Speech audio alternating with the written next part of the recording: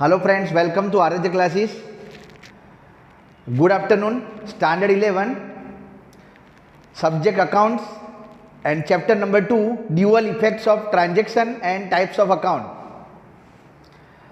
आज चैप्टर 2 के अंदर लास्ट टाइम हमने कैश ट्रांजैक्शन, क्रेडिट ट्रांजैक्शन के बारे में समझा था, फिर वाउचर्स के बारे में बताया था कि वाउचर्स कौन से होते रहते हैं, फिर टाइप्स ऑफ अकाउंट। ये चैप्टर के अंदर ध्यान रखना, तो टाइप्स ऑफ अकाउंट सबसे मोस्ट इंपॉर्टेंट चीज है। There are two types of accounts. First one personal account और सेकंड वन इम्पर्सनल अकाउंट।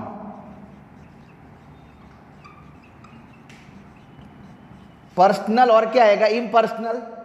और इम्पर्सनल के अंदर भी दो टाइप्स पढ़ते हैं, एक आएगा रियल अकाउंट और दूसरे नंबर पर आएगा यहां पर नॉमिनल अकाउंट। बराबर। तो चैप्टर के अंदर जब मैं ड्यूअल इफेक्ट्स आपको बताऊंगा, ड्यूअल मतलब क्या आएगा, डेबिट और क्रेडिट इफेक्ट। कोई भी ट्रांजैक्शन की दो इफेक्ट होती है और वो दो इफेक्ट, इसके लिए आपको ये पर्सनल अकाउंट के और इम्पर्सनल अकाउंट के रूल्स आपको ध्यान में रखने के हैं। वो रूल्स एक बार मालूम पड़ गया तो समझ लो कि ये ड्यूअल इफेक्ट्स भी आपको पता चल जाएगी। लास्ट टाइम यहाँ पर शायद मैंने इसके बारे में बताया हुआ था कि टाइप्स ऑफ अकाउंट देखने जाओगे तो 3 प्रकार के हैं। पर्सनल, सभी के मैं आपको रूल्स भी बताऊंगा कि अकाउंटिंग रूल्स कौन से पर अच्छी तरह यहाँ पर ध्यान में रखना कि पर्सनल अकाउंट में क्या आवे। बराबर। तो अच्छी तरह फिर से भी ध्यान रख लेना कि पर्सनल अकाउंट में कौन सी चीज़ आवे। पर्सनल अकाउंट में दो चीज़ आवे, एक लिविंग और नॉन लिविंग। वो पर्सनल अकाउंट के अंदर कंसिडर होता रहता है। लिविंग और क्या आएगा, non living. Both are included in personal account. ऐसे देखने जाओगे तो टाइप्स ऑफ अकाउंट 3 हुए, पर्सनल अकाउंट, रियल अकाउंट और नॉमिनल अकाउंट। पर यहां पर टाइप्स 2 बता रहे क्योंकि इम्पर्सनल के अंदर 2 टाइप्स पढ़ रहे, रियल और क्या आएगा, नॉमिनल। पर्सनल अकाउंट जब भी पूछे तो उसमें 2 चीज आएगी, लिविंग पर्सन और नॉन लिविंग पर्सन।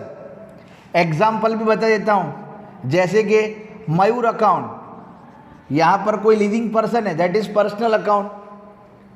दूसरा एग्जाम्पल दे रहा हूं, HDFC बैंक अकाउंट, ये भी एक नाम है, समझ लेना। HDFC नाम है, भले वो लिविंग नहीं है पर नाम है, that is also under personal account. उसके बाद ABC कंपनी लिमिटेड, ये भी नाम है, वो भी पर्सनल अकाउंट के अंदर कंसिडर होगा। बराबर। तो मेन जो आपको बताने जा रहा हूँ वो अच्छी तरह ध्यान रखना कि पर्सनल अकाउंट के अंदर नाम इंपॉर्टेंट है, लिविंग हो या तो फिर नॉन लिविंग हो, वो दोनों चीज जो पर्सनल अकाउंट के अंदर यहां पर कंसिडर होती रहती है। बरोबर। कोई भी नाम, सपोज अपने क्लासेस का नाम है आराध्या क्लासेस, बराबर, तो ये भी नाम है, तो ये भी किस में आता रहता है, पर्सनल अकाउंट के अंदर। ओके। तो कोई भी लिविंग और non living both are included in personal account. उसके बाद रियल अकाउंट है, तो रियल अकाउंट में कौन सी चीज इंक्लूडिंग होती रहती है वो ध्यान में रखना। रियल अकाउंट जिसमें आपको इंपॉर्टेंट ध्यान में रखने की असेट्स, ऑल असेट्स, प्रॉपर्टी, जो भी चीजें, बराबर। रियल में क्या आएगा, गुड्स और असेट्स, दोनों चीज इसके अंदर इंक्लूडिंग होती रहती है। गुड्स आर ऑल्सो, बिजनेस के अंदर जो गुड्स होते रहते हैं वो गुड्स भी हमारी असेट्स हुई, तो goods and assets both are included in real account. बराबर। और third one nominal account. Nominal में क्या आएगा, एक्सपेंस या तो लॉस, इनकम या तो क्या आएगा, गेन। इनकम या तो गेन, ये चीज जो आपको नॉमिनल के अंदर देखने को मिलेगी। नॉमिनल अकाउंट में क्या आएगा, कोई भी खर्चा या तो कोई भी लॉस और कोई भी इनकम या तो क्या आएगा, गेन, वो नॉमिनल अकाउंट के अंदर आपको देखने को मिलेगी। तो ये इस तरह से ये जो चैप्टर है dual effects of the transaction, उसमें ये टाइप्स ऑफ अकाउंट का जो टॉपिक है वो 3 टाइप्स है। तीनों टाइप्स ध्यान में रखना खास, पर्सनल अकाउंट, इम्पर्सनल, और इम्पर्सनल के अंदर ये 2 टाइप्स पढ़ते हैं, रियल और क्या आएगा नॉमिनल, बराबर। तो फ्रेंड्स अब मैं ये तीनों के रूल्स आपको बताने जा रहा हूँ, तो तीनों के रूल्स अच्छी तरह ध्यान में रखना। वो रूल्स लिखा देता हूँ, उसके बाद फिर ये चैप्टर के अंदर शुरुआत होती है dual effects of the transactions. Okay friends, अब मैं रूल स्टार्ट करने जा रहा हूँ टाइप्स ऑफ अकाउंट के अंदर। तो बेसिकली यहाँ पर ध्यान रखना पूरे अकाउंट के रूल्स है, रूल्स ऑफ अकाउंट्स। और ये जो रूल्स आ गया समझ लो, तो चैप्टर नंबर 4 जो सबसे इंपॉर्टेंट चैप्टर है अकाउंट के अंदर, वो भी आपको यहाँ पर क्लियर समझ पड़ जाएगी। तो रूल्स यहाँ पर स्टार्ट कर रहा हूँ। फर्स्ट, पर्सनल अकाउंट के rules.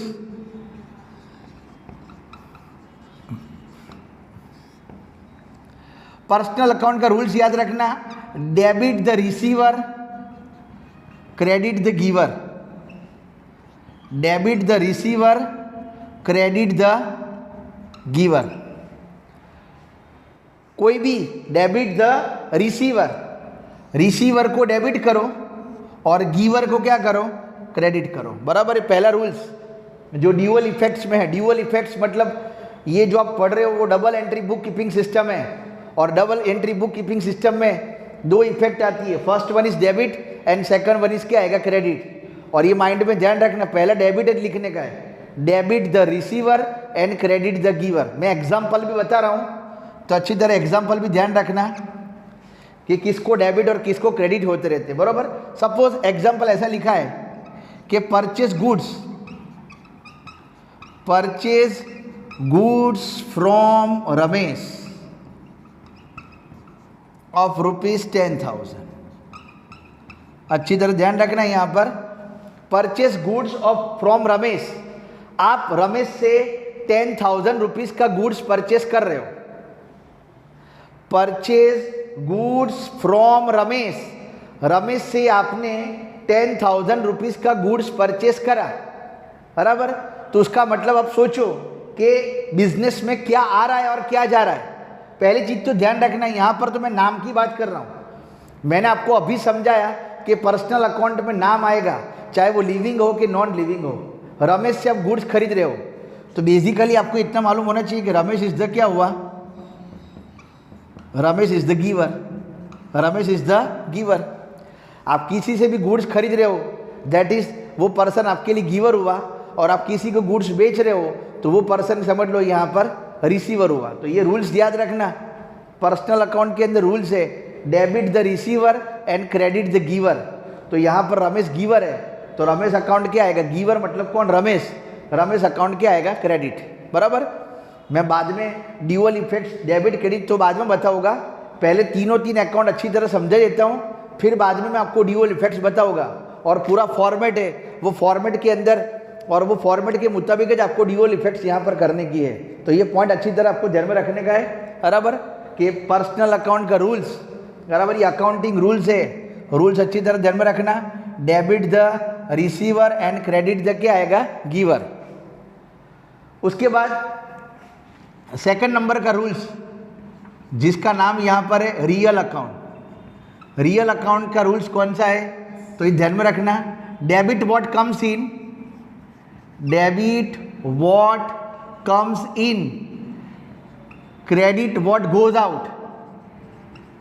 Debit what comes in, credit what goes out. इसका मतलब ध्यान रखना, डेबिट व्हाट कम्स इन मतलब जो आवे, जो आता है उसको डेबिट करो, और जो जाता है उसको क्या करो, क्रेडिट करो।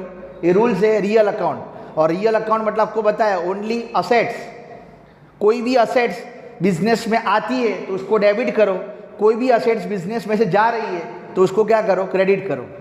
पर्सनल अकाउंट के अंदर डेबिट द रिसीवर, कोई ले रहा है तो उसको डेबिट करो, और कोई दे रहा है तो उसको क्या करो, क्रेडिट करो, बराबर। ये रूल्स ध्यान रखना खास। एग्जाम्पल इसके अंदर मैं बता रहा हूँ, इसके अंदर एग्जाम्पल बताया था कि परचेस गुड्स फ्रॉम रमेश, तो रमेश इज द गिवर, इसीलिए देखो क्रेडिट द गिवर, तो रमेश को क्रेडिट करने का है, बराबर। इधर होगा रमेश क्रेडिट। इसके अंदर भी एग्जाम्पल आपको बता रहा हूँ, रूल्स फिर से ध्यान रखना। रियल अकाउंट का rules, debit what comes in, credit what goes out, बराबर। बिजनेस में जो असेट्स आ रही है उसको डेबिट करो, बिजनेस में से जो असेट्स जा रही है उसको क्या करो, क्रेडिट करो। ओके, एग्जाम्पल सपोज ऐसे लिख रहा हूं कि परचेस फर्नीचर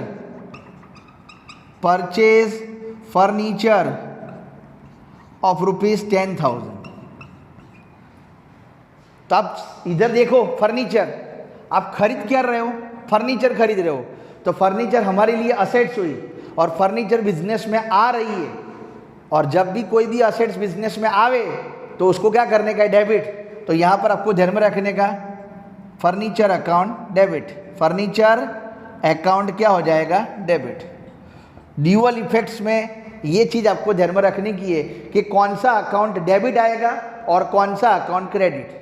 कोई भी ट्रांजेक्शन में दो इफेक्ट्स होगी, अगर आप एक डेबिट बता रहे हो तो दूसरी क्रेडिट भी होगी।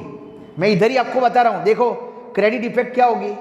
आप बिजनेस में फर्नीचर खरीद रहे हो तो फर्नीचर आया तो फर्नीचर को डेबिट बताया, पर सामने जा क्या रहा है, अब चेक करो, कैश, परचेस फर्नीचर ऑफ ₹10,000, धंधे में से कैश जा रही है, कैश गोज आउट, बराबर। देखो कैश गोज आउट, फर्नीचर आ रहा है, फर्नीचर कम्स इन और कैश गोज आउट। तो रूल्स देखो, क्रेडिट व्हाट गोज आउट, क्या जा रहा है, तो कैश।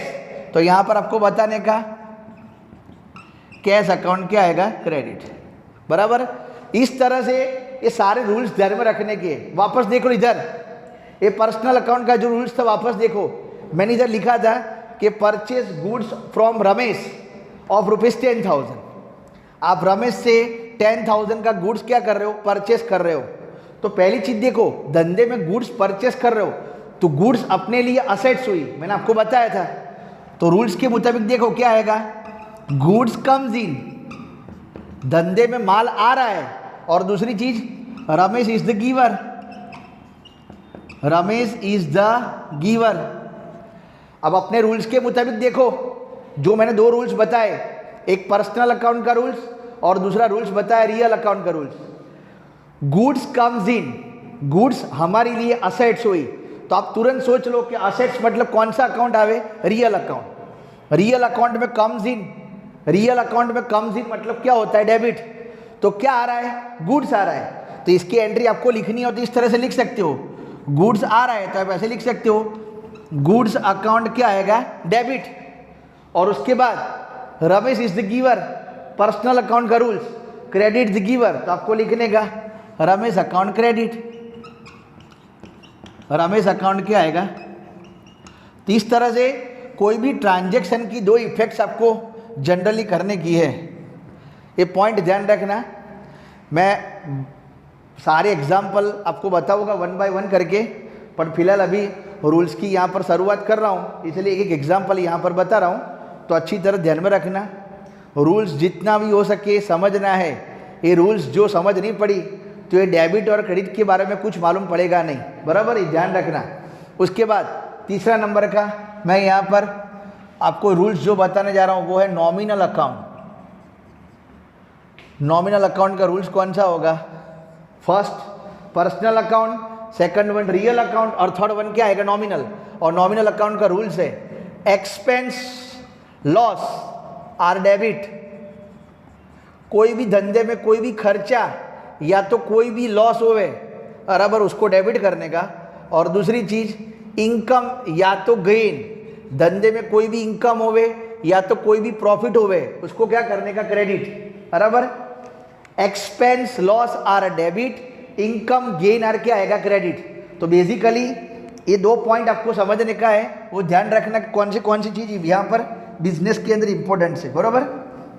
ओके, उसके बाद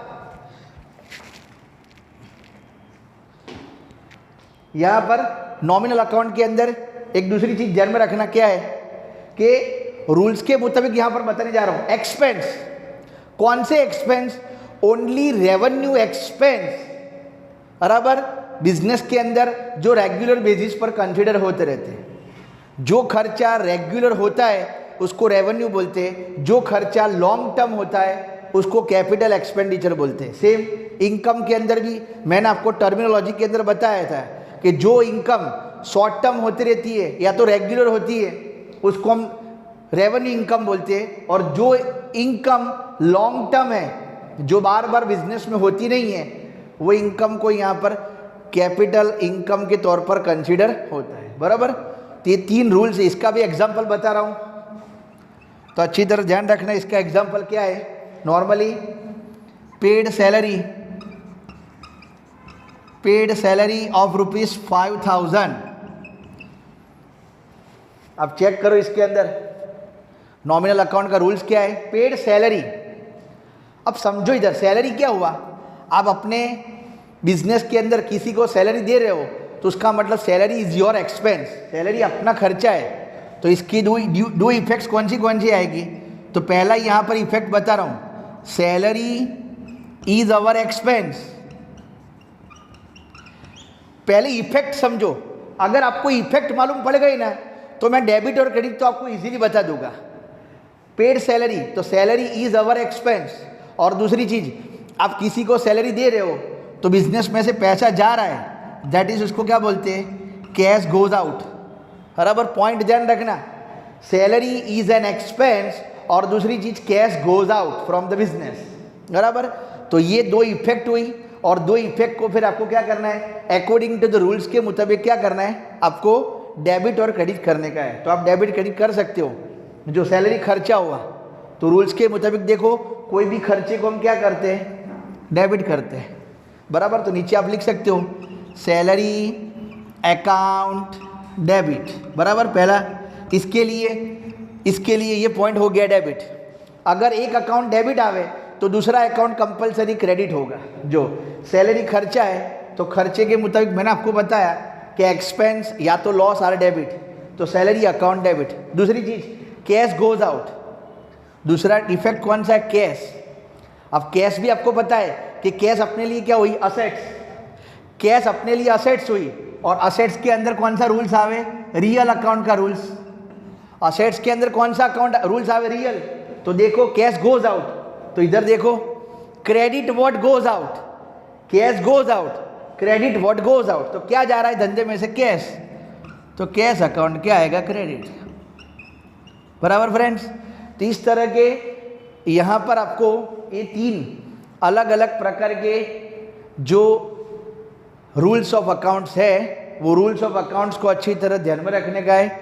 ये तीनों रूल्स ध्यान में रखोगे तो चैप्टर नंबर 4 जर्नल वो आपको 100% आ जाएगा। बराबर, क्योंकि वो जर्नल के अंदर भी यही करना है, डेबिट और क्या है? क्रेडिट। बराबर, वो खाली प्रॉपर फॉर्मेट में बनाने का है, बाकी सब कुछ सेम टू सेम है। मैं इसके बड़े सम जब स्टार्ट करूँगा तब आपको बताऊँगा कि कैसे यहाँ पर आपको ये ड्यूअल इफेक्ट्स मतलब डेबिट और क्रेडिट कैसे करने का है। तो ये प्लीज़ ये चीज़ ध्यान रखना खास कि पर्सनल अकाउंट का रूल्स क्या आवे? Debit the receiver, credit the giver. इसमें रियल अकाउंट का रूल्स कौन सा आवे? Debit what comes in, credit what goes out. और नॉमिनल अकाउंट का रूल्स कौन सा आवे? एक्सपेंस और लॉस आर डेबिट, इनकम और गेन आर क्या आएगा? क्रेडिट्स। ओके हाँ फ्रेंड्स, अब मैं आपको जो पर्सनल अकाउंट, रियल अकाउंट और नॉमिनल अकाउंट के बारे में जो रूल्स बताया और सबके एग्जाम्पल बताए कि रूल्स के मुताबिक कैसे यहाँ पर इफेक्ट्स बताने की है, उससे पहले अभी ड्यूअल इफेक्ट्स की शुरुआत करने से पहले मैं आपको एक चीज़ बताने जा रहा हूँ जिसको यहाँ पर बोलते हैं क्लासिफिकेशन ऑफ अकाउंट्स। अकाउंट का क्लासिफिकेशन करना है। एग्जाम के अंदर आपको इतना मालूम होना चाहिए, कोई भी सम के अंदर आपको इतना पता होना चाहिए कि ये जो अकाउंट किस टाइप का है, that is types of accounts important है। और मैंने आपको सिखाया कि टाइप्स ऑफ अकाउंट ऐसे देखने जाओगे तो 2 है, पर्सनल और इम्पर्सनल। और इम्पर्सनल के अंदर कितने टाइप्स पढ़ते? 2, रियल और क्या आएगा? नॉमिनल। तो मैंने इधर एक क्वेश्चन लिखा हुआ है और वो क्वेश्चन के अंदर यहाँ पर ये टोटल 20 अकाउंट्स बताए हुए हैं। आपको क्लासिफिकेशन करना है कि इसमें से कौन सा अकाउंट पर्सनल अकाउंट में आता है, कौन सा अकाउंट रियल में आता है और कौन सा अकाउंट नॉमिनल में आता है। बराबर, तो ये चीज़ ध्यान में रखने की है। फिर से एक बार बोल देता हूँ, पर्सनल अकाउंट में लिविंग पर्सन या तो non living person, real account में असेट्स और नॉमिनल में एक्सपेंस लॉस या तो इनकम और क्या आएगा? गेन। तो ये चीज़ आपको क्लासिफिकेशन करने की है। बराबर, तो ध्यान रखना खास। इधर 1 बाय 1 में बोल रहा हूँ तो अच्छी तरह ध्यान में रखना, पहला नंबर है कैपिटल। अब आप सोचो यहाँ पर कैपिटल अकाउंट वो विच टाइप ऑफ अकाउंट है? कैपिटल मतलब क्या होगा कि आपको पता ही है कि at the time of starting of the business start करते समय ओनर जो पैसा लेकर आता है तो उसको बोलते हैं कैपिटल, बराबर। तो कैपिटल कौन लाता है? ओनर। इधर आप सोचो कैपिटल लाने वाला इंसान है, इसीलिए कैपिटल अकाउंट वो किस में आएगा? पर्सनल अकाउंट के अंदर कंसीडर होता है, बराबर। ये ध्यान रखना खास, कैपिटल बिजनेस में लाने वाला कौन है? पर्सन है, इसीलिए कैपिटल भी पर्सनल अकाउंट के अंदर कंसीडर होगा। उसके बाद दूसरे नंबर पर है ड्राइंग्स मतलब वो भी आपको पता ही है कि when owner withdraw money from the business for personal use, तो ड्राइंग्स मतलब भी क्या होगा कि बिजनेस में से ओनर को जब भी पैसे की ज़रूरत पड़ती है तो बिजनेस में से पैसे उठा के जा रहा है तो वो भी ओनर ही कर रहा है, तो ड्राइंग्स भी किस में आएगा? पर्सनल अकाउंट के अंदर कंसीडर होगा। ये भी एक पॉइंट ध्यान रखना। उसके बाद थर्ड नंबर पर यहाँ पर है फर्नीचर अपनी असेट्स हुई, इसलिए असेट्स किस में आएगा? रियल अकाउंट के अंदर। क्लासिफिकेशन करना है, आप टेक्स्ट बुक के अंदर भी इलस्ट्रेशन दिया हुआ है तो आप अच्छी तरह प्रैक्टिस कर सकते हो, रेफरेंस बुक के अंदर भी सम है तो आप प्रैक्टिस कर सकते हो। उसके बाद फोर्थ नंबर पर मशीनरी है, मशीनरी वो भी हमारे लिए असेट्स हुई तो वो भी रियल अकाउंट के अंदर आएगा। उसके बाद पांचवें नंबर पर है परचेज। फ्रेंड्स ये चीज ध्यान रखना, purchase return and sales return. Business करते हो तो परचेज किसका करते हो? गुड्स का। सेल करते हो तो किसका? गुड्स का। परचेज रिटर्न भी गुड्स का होता है और सेल्स रिटर्न भी किसका होता है? गुड्स का। तो चार चीज ध्यान रखना, गुड्स हमारी बिजनेस के लिए असेट्स हुई तो चारों चीज रियल अकाउंट के अंदर कंसीडर होगी। ये पॉइंट ध्यान रखना, परचेज अकाउंट भी रियल अकाउंट आवे, सेल्स अकाउंट भी रियल अकाउंट में आवे, परचेज रिटर्न भी रियल अकाउंट में आवे एंड सेल्स रिटर्न भी किस में आवे? रियल अकाउंट के अंदर कंसीडर यहाँ पर होता है, बराबर। ये लॉजिक बराबर ध्यान रखना, ये चारों चीज इंपॉर्टेंट है। उसके बाद वेजिस का मतलब मजूरी बोलते हैं उसको, कोई खर्चा। आज लेबर अपने यहाँ पर काम करता है तो हम उसको क्या देते? मजूरी, वेजिस देते। वेजिस अपने बिजनेस के लिए खर्चा है और मैंने आपको बताया कोई भी खर्चा नॉमिनल अकाउंट के अंदर कंसीडर होगा। ओके, खर्चा या तो लॉस इनकम हो या तो कोई भी गेन हो तो अभी नॉमिनल अकाउंट के अंदर कंसीडर होगा। उसके बाद सैलरी, हम अपने कोई भी एम्प्लॉयज़ को, कोई भी वर्कर को सैलरी प्रोवाइड करते हैं तो सैलरी भी अपने बिजनेस के लिए खर्चा हुआ तो वो भी नॉमिनल अकाउंट के अंदर क्या होगा? कंसीडर होगा। ओके, सैलरी का मतलब पगार। उसके बाद कैरेज इनवर्ड का मतलब क्या होगा कि at the time of purchasing of the goods. आज हम क्या करते? बिजनेस करते तो मार्केट में से में किसी से भी गुड्स परचेस करते तो गुड्स हम जब भी अपने पास मंगाते तो हम या तो टेम्पा या तो ट्रक या तो कोई भी लोरी, बराबर, जो लारी होती रहती है, किसी के भी थ्रू हम क्या करते? गुड्स मंगाते। तो परचेस करते समय जो खर्चा हो रहा है उसको यहाँ पर बोलते कैरेज इनवर्ड, बराबर। याद रखना, कोई भी माल सामान हम परचेस करते समय जो खर्चा यहाँ पर हो रहा है उसको बोलते कैरेज इनवर्ड, बराबर। तो ध्यान रखना, कैरेज इनवर्ड वो हमारे बिजनेस के लिए परचेस एक्सपेंस है तो वो भी नॉमिनल अकाउंट के अंदर क्या होगा? कंसीडर यहाँ पर होगा। ओके, दोनों चीज आवे। इधर तो मैंने खाली कैरेज इनवर्ड लिखा हुआ है, अगर कैरेज आउटवर्ड भी होवे तो अभी खर्चा हुआ। गुड्स परचेस करते समय जो खर्चा होवे उसको कैरेज इनवर्ड बोलते हैं, गुड्स बेचते समय जो खर्चा होता है उसको कैरेज आउटवर्ड बोलते हैं और आउटवर्ड भी नॉमिनल अकाउंट के अंदर ही कंसीडर होगा। ओके, उसके बाद रेलवे फ्रेट का मतलब क्या? फ्रेट मतलब भाड़ा। अगर आप कोई भी माल सामान ट्रक बाय रोड मंगाते हो, कभी कभी हम गुड्स बाय ट्रेन भी मंगाते हैं, बराबर, मालगाड़ी जिसको बोलते हैं, बराबर, गुड्स ट्रेन। वो गुड्स ट्रेन में से जो गुड्स हम मंगाते कोई भी जगह पर से तो रेलवे हमसे भाड़ा लेती है, वो खर्चा है हमारा, तो रेलवे फ्रेट वो नॉमिनल अकाउंट के अंदर क्या होगा? कंसीडर होगा। पॉइंट बहुत ध्यान रखना, फ्रेट मतलब भाड़ा, रेलवे थ्रू आप कोई भी प्रकार के गुड्स बाहर से मंगाते हो, बराबर, तो it is consider as a expense, so it is included in nominal type of account. उसके बाद bank of Baroda, bank of Baroda नाम है, तो वो पर्सनल अकाउंट के अंदर, it is a non living person, कोई लिविंग पर्सन नहीं है, इसीलिए वो भी पर्सनल अकाउंट के अंदर कंसिडर होगा। देन आफ्टर लिखा हुआ है डेटर्स, ये पॉइंट ध्यान रखना फ्रेंड्स, डेटर्स और क्रेडिटर्स, ये इंपॉर्टेंट चीज़ है। डेटर मतलब कस्टमर, आज डेटर का मतलब क्या होगा, कस्टमर, तो कस्टमर एक लिविंग पर्सन है, तो अगर आप डेटर्स को इंक्लूड करना चाहते हो तो पर्सनल अकाउंट के अंदर कंसिडर कर सकते हो। सेम लाइक क्रेडिटर्स, मतलब हमको किसी को चुकाने का बाकी है, तो सामने वो पर्सन भी क्या होता रहता है, इंसान है। डेटर्स, क्रेडिटर्स, ये अकाउंट ऐसा है, ध्यान रखना कि आप पर्सनल अकाउंट के अंदर भी लिख सकते हो, और अगर रियल अकाउंट के अंदर लिखना हो तो रियल अकाउंट के अंदर भी आप लिख सकते हो, बराबर, ये पॉइंट ध्यान रखना। उसके बाद bills receivable and bills payable. Bill receivable मतलब क्या, कोई भी बिल किसी से भी रिसीव करने का बाकी है, तो वो किसी से भी रिसीव करने का बाकी मतलब वो भी एक इंसान ही होगा, तो वो भी आप पर्सनल अकाउंट के अंदर लिख सकते हो, बिल्स रिसीवेबल अकाउंट, बराबर। सेम बिल्स पेएबल, ये भी आप कोई इंसान को बिल का पेमेंट चुकाने का बाकी है, तो ये भी सामने वाला इंसान ही होगा, इसीलिए ये भी आप पर्सनल अकाउंट के अंदर लिख सकते हो।